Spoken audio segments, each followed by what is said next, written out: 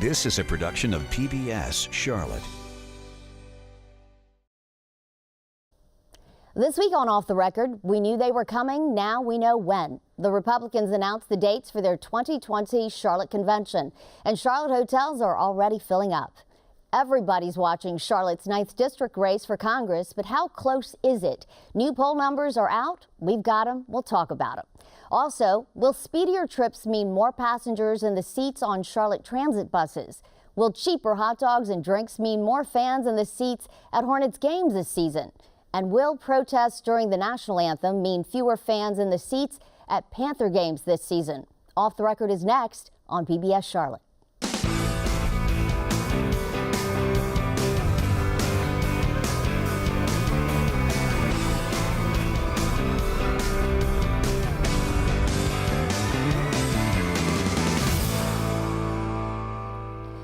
Good evening, I'm Suzette Ree in for Jeff Sonnier. This is Off the Record, where we talk about the stories you've been talking about this week. If you watch the news, read the news, listen to the news, you'll recognize the names and faces around our table. We have Dedrick Russell from WBTV, Mark Becker from WSOC-TV, Eli Portilla with the Charlotte Observer, and of course, Kirsten Garris with Spectrum News Charlotte. Welcome, everyone. And of course, you can email us questions and your comments to offtherecord@WTVI.org. All right, let's get started. The first off, we have the dates for the RNC, and the hotels are starting to show that they're showing capacity, and that's a really good thing.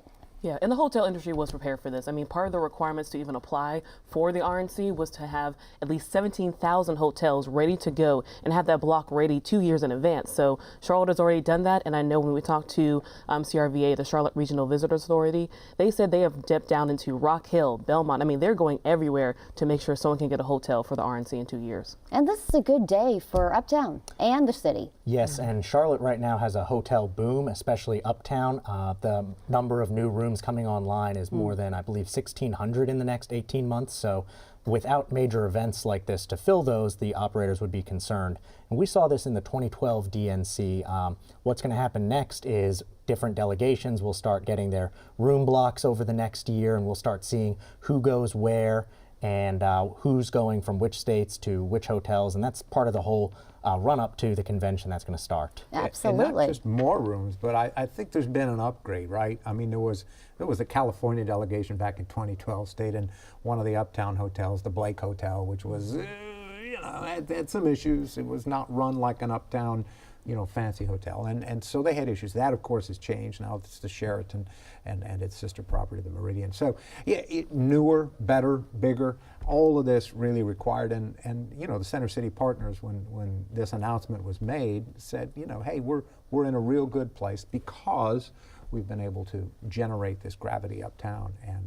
specifically in that area. Yeah, and while the hotels are getting ready, there's going to be interest about what's going to happen during those dates. The dates August 24th through the 27th, so that may interfere with CMS start of school, and it also may interfere with Charlotte Pride. I know I was in the meeting, and Council Member Luana Mayfield said that Charlotte Pride was happening during the same time as the RNC, but I know Charlotte Pride had not confirm their dates. They usually do it a week before. So it's just be interesting, when the RNC comes to town, who else will be in town to help the RNC celebrate. But I can't imagine a collision of schedules like that, but I guess it could potentially.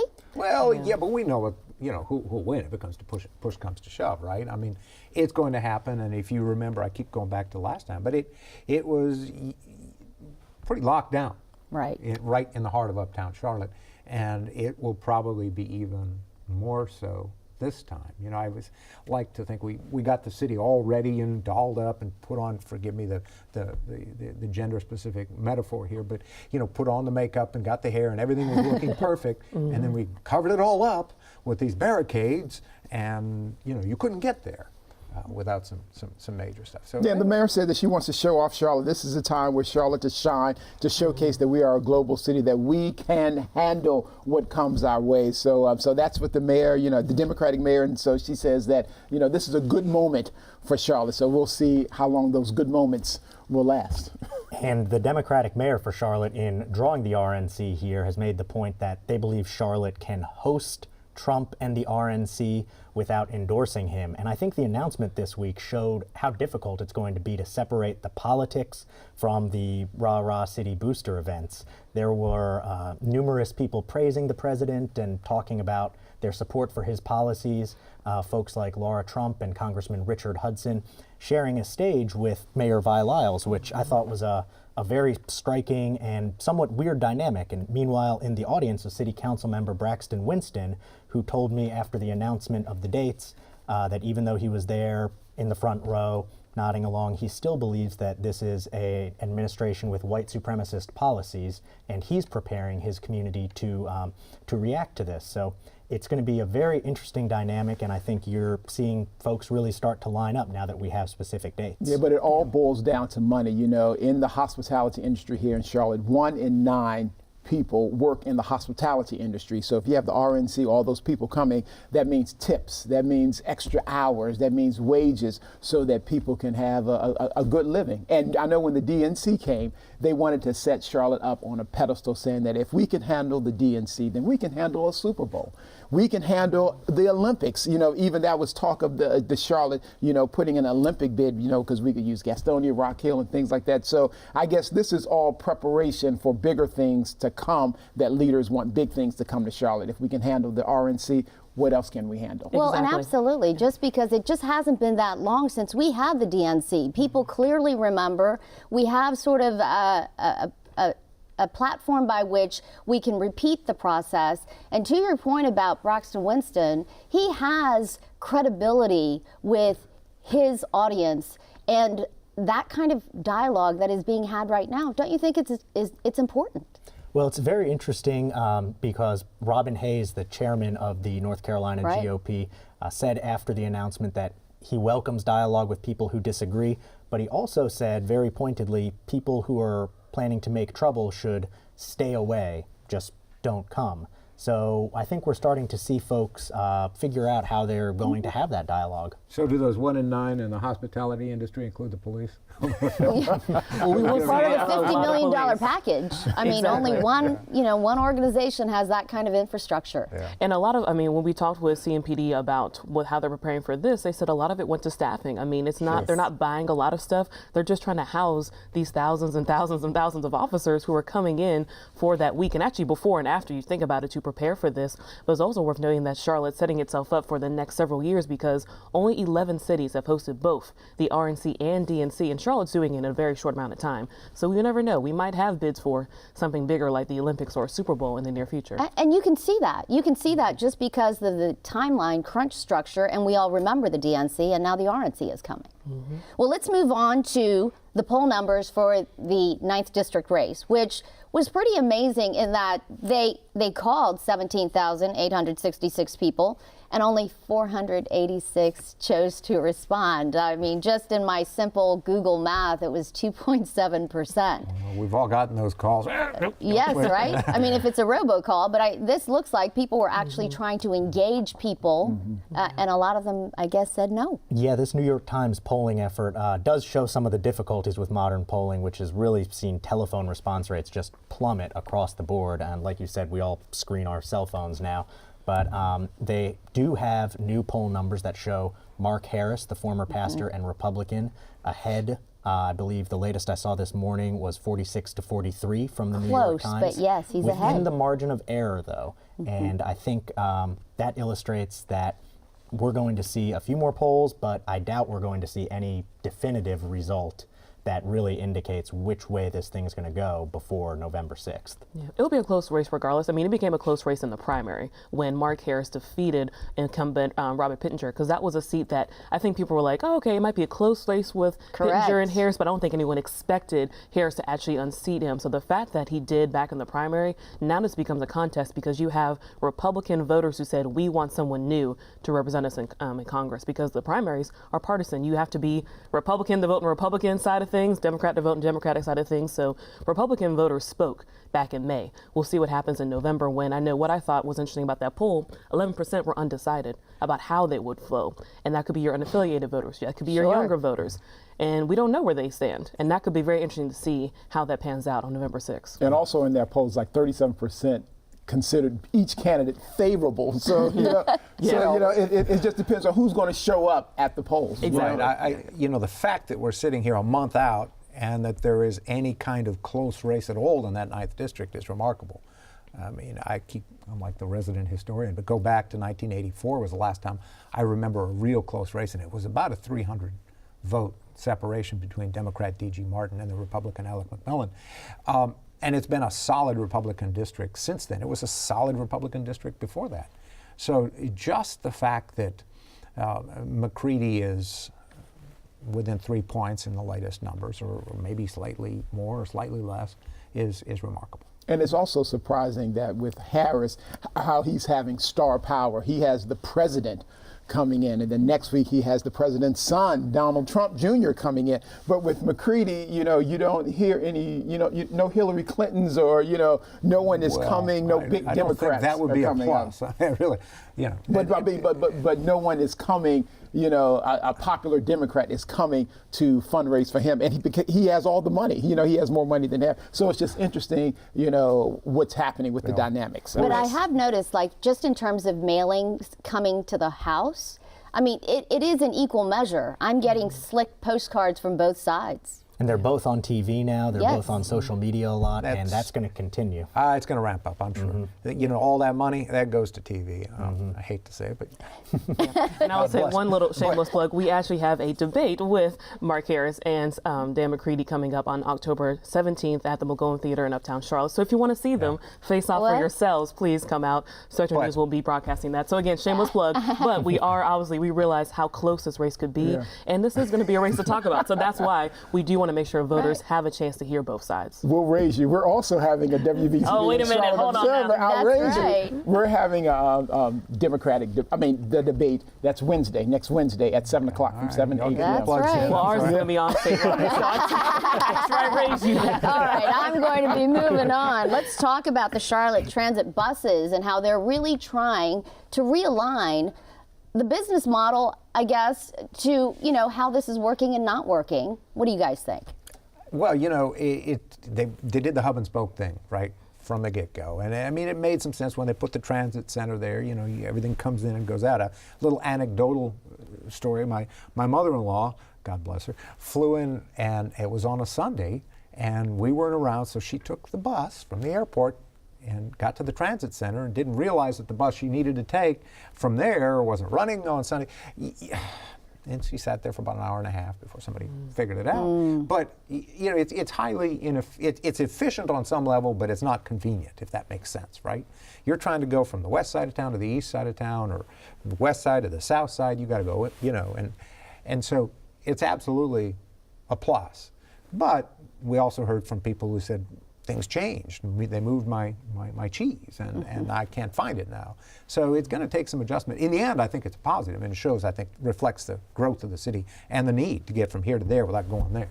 I think one thing that's lost a lot of times when we talk about transit in Charlotte is that the bus system is still the backbone of how most people who need to use transit get around. Light rail is shiny and new and gets all the press, but it only goes, 19 point something miles on one route. The buses travel thousands of miles and account for a large majority of transit trips in Charlotte. But bus ridership has really fallen off a cliff. It's down, according to federal statistics, almost 20% through this so far this year compared to last year. That's a huge loss, and it's something that transit systems across the U.S. are seeing, but you can't sustain a business model with 20% losses year over year. And this new Envision My Ride initiative is CATS's attempt to fix that. And I think that it's still an open question of whether they'll be able to attract people back. And it is a sign of how Charlotte is growing, and the system needs to keep up with how people are using currently, as well as how you want people to be using them in the future as they make plans, come into the city. I imagine in Charlotte, people move here thinking, is there a way that I don't have to have a car? And right now, for most of us, that's not the case, but there are people who, literally depend on the bus system, and it needs to be more efficient. Scooters. I don't know. I was really about to say we've Well, seen we're things not like gonna we have seen jump like into scooters that. though, really change how we get around. At least millennials, and like Charlotte wants to brand itself as a millennial magnet. And millennials want to come here without their cars, use the cute, fancy light rail, and scoot around because it gets you to that first and last mile between transit. And that's what CAT says. They encourage scooters and dockless bikes, but at the same time, CDOT has to figure out, well, how do we get that last mile, whether it's a bus, whether it's something else. I mean, how do we figure that out? Because people are using scooters, at an astronomical rate. It's crazy to see how many scooter rides we have. In the month of August, I think it was 140,000 rides, Wow. scoots or whatever. But I mean, that's a lot of And, scooters. the buses. I mean, to get back to the buses. I mean, you have Ballantyne, or you have the university area where you've got this gravity now of jobs, right? And you've got certainly South Park. And if you're living in West Charlotte and you want to catch a bus to work at Ballantyne, now you have to, it makes sense to rethink and get a direct line. It absolutely does, because it's about efficiency. It's about, trying to accommodate your lifestyle and your schedule. And it can't be so difficult that it's prohibitive. And for a lot of people, and from what I have heard and read, people find it prohibitive. So it's a good thing, I think, that they're trying to retool essentially a system that's been in place for a long time. And then one interesting thing with the CATS, person in charge of CATS said that gentrification also plays a part in Sure. that, because people who are moving closer into Charlotte Right. are high income, so they have their own cars, and the people who need the transportation, they're forced to move up to the suburbs, where CATS is not as convenient in the suburbs and maybe non-existent in some of the suburbs. So therefore, CATS just has to rethink on how it's going to include everybody and not be exclusive. Absolutely. All right, let's move on. Let's move on to the cheaper hot dogs and drinks. I'll take two, Yeah, and I'll take right. But only during Hornets games. So if it's a non-Hornets game, you're not quite in luck. Well, so. it's sort of like going to the movies sometimes and even beyond, in that it's a special night on a whole new level cost-wise. And, it's not like we're eating steak there, Yeah, it's right? not a gourmet meal. It's That's it's right. a hot dog and some stale chips here. You're like, I don't know what I'm going to do with this. But as a business model, I think it'll be appealing, and it's certainly getting the headlines. It is, but it's, as the late Al Davis said, just win, baby. Winning really is the greatest popcorn, right? I mean, so they recognize they've had a couple of down years. They got to bring people back, and the ticket prices haven't come down. But doing this, it may work around the edges, but if the team wins, people will eat and be glad to pay. Yeah, and they're following the lead of the Arthur Blank, the Mercedes-Benz. Atlanta did the same thing, and now they're number one when it comes to food survey. And what I like, that you have refillable soft drinks. So That's key. Yeah, that is very key. So they're doing that, but they're saying that if you spend more, if the prices drop, then they'll spend more. So I guess it was like a 16% increase of the Atlanta people, because I guess instead of one hot dog, you can buy 3 hot dogs. And then I guess you can bring more people to the games, because, and they say that the food is better than outside, or cheaper than outside the arena. So therefore, people come earlier now to the games, and they can get a cheaper meal Gourmet hot inside. dogs. Yeah, Have inside, technologists instead of standing by. going to a spot before you get to the game. It's also, I know, the Charlotte Hornets' 30th anniversary in the city, so I Exactly. think they're Right. trying to find new ways Sure. to bring in new fans, because, as you said, when you're not winning, it's hard to fill the seats. I know when I moved here like 2.5 years ago, I was like, oh, we're going to NBA final playoffs, yay, this is exciting. Then I was like, oh, we lost. I'm still here for the Hornets, I think, You're not for 30 Cleveland. years. Exactly, we're not Cleveland. But I mean, I think with like 30 years, they're trying to find a way, how can we rebrand and re-energize new fans, and also bring in maybe those families, because you're right, if concessions are cheaper, let's bring the whole family. It's not just date night for mom and dad, it can be a family night, because if you can afford more concessions, all right, we can make this thing affordable. Exactly. And it can be something where you don't have to feed the family before you go, because Right. it can be prohibitive once you get there. Exactly. Exactly, and someone's going to want a hot dog. Absolutely. Or Maybe Tanner 3. pretzel. Yeah. Well, especially if it's the best food around. Exactly. Let's talk about the Panthers and the national anthem that has made the news. And I think a lot of people see this as a very positive moment, and definitely a symbol and a sign of a new day and new ownership. It's one of those issues that, you're either for or against, as they say. I mean, it's a real big line in the middle. So they signed Eric Reed, this safety, who was Colin Kaepernick's wingman, essentially, when he took a knee. and has stood by him, and I say stand by him. He has said he hasn't decided what he will do, if anything. They clearly had to have that discussion before they signed him. They know what's going to happen, I think, they being the Panthers. And of course, David Tepper had to sign off on this as well, and he took President Trump to task for Trump's position on the whole thing. So it's a very interesting thing. Again, I mean, I hate to get back to it, but if they're winning, I think it's all good. But we'll see on Sunday what happens. My guess, probably nothing out of the ordinary. And I think right now there's a lot of talk about NFL attendance, whether it's being impacted by the anthem, but there's a lot of factors at play that are affecting attendance league-wide. You know, you have several teams in transition or either moving or in temporary stadiums that haven't opened yet. I know the Washington Redskins recently announced that they're basically telling what their attendance numbers truly are now, and they only had 50-some thousand people at their opener in an 80,000 attendance stadium, and they haven't had kneeling issues. So I think there's a lot of factors at play in the NFL attendance numbers, and people who are feel very strongly about the anthem issue will point towards that as the one defining factor, and I think there's too much going on to really make that assumption league-wide. Yeah, it's very interesting because Eric Reed still has a grievance against the NFL. He does. Saying about collusion and, you know, blocking him and things like that. But he is still out there, and it's all about winning. I mean, if you can get a W in the column, then by any means necessary you can. But I do applaud him that he is doing something to bring attention to social injustice that is happening to African American men out there. So I believe you can do both. I believe you can be a champion on the field and you can be a champion off the field as well. And I think he is exemplifying that as well and getting a paycheck. And he's very eloquent. I mean, he does make you listen. He's engaging. He's done the homework. And so it's not just about the act of kneeling per se, but he is now going to perpetuate into the conversation. And that's the whole point, is to bring awareness and have the conversation versus just a symbol and an image of an athlete at the highest level kneeling to say what he can't say.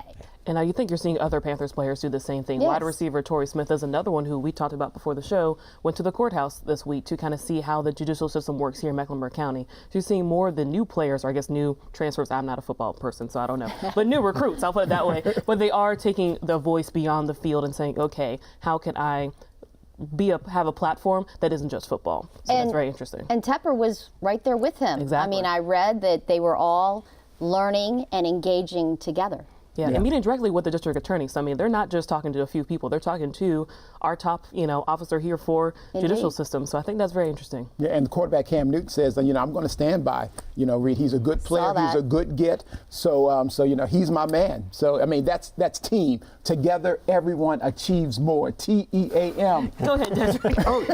Exactly. Ooh, let's do it. Exactly. Use team assemble. There we go. Well, I mean, I think they're getting headlines, not just for what's happening on the field, but off the field, but in a way that's engaging the community, that is including more people in the conversation.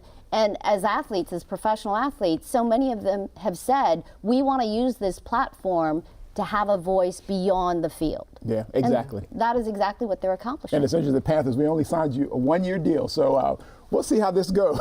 Yeah, but at least you see the community kind of embracing, because even on Twitter I saw some community activist groups. I know Safe Coalition NC is one of them that said, hey, Torrey Smith, come to our meetings. We can help you, show you what we do. So I think you're seeing the community and also embrace this new sense of activism from the players who say we want to take our platform from the football field to the actual community. Mm-hmm. Absolutely. All right, as we start to wrap things up, highlights for the week that we haven't covered that you guys have noticed and seen out on the field? Well, I know yesterday I did a story about the Mallard Creek girls varsity volleyball team. Yes. They were at Lake Norman High School, and Lake Norman students yelled sexual comments, racial slurs throughout the entire game. And so now Mallard Creek volleyball team, they want the state and they want the school district to do some harsh and some severe punishment, maybe suspend them and things like that. So it just shows that, even in 2018, we have students, our teenagers, who are still being disrespectful throughout the entire game and they're not thinking anything about it. So I hopefully they have learned a lesson, and by the time they get our age, they have learned from their ways and they have turned from that type of behavior. Absolutely. And there were adults in there, clearly, so, you know, Right. there is the bigger dialogue of all that. Exactly. Speaking of learning lessons and moving on, the Kevin Olson trial, the brother of the Carolina Panthers tight end, charged with assaulting his girlfriend. Yes. And he was acquitted. There are no winners in cases like that. And it's difficult, but it's a difficult case for everybody. And shows how difficult those cases can be when they go to court. Absolutely. Eli, any highlights of the week for you? Well, it's a little tough to interest people sometimes, but I've been writing the Observer's Mecklenburg County Commission voter guide.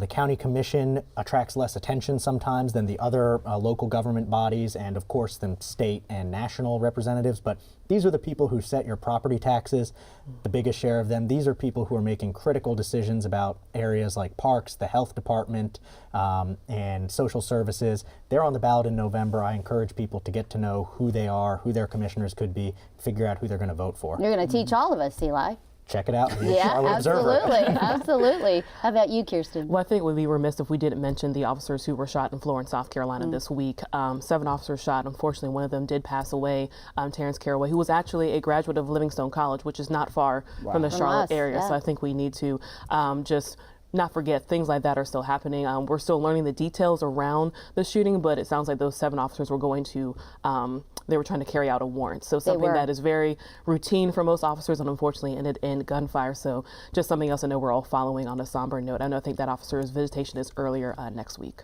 Well, thank you, everybody, for being here. Jeff will be back next week, but I was happy to sit in and learn a lot from the 4 of you. That is Off the Record for this week. We'll see you next time.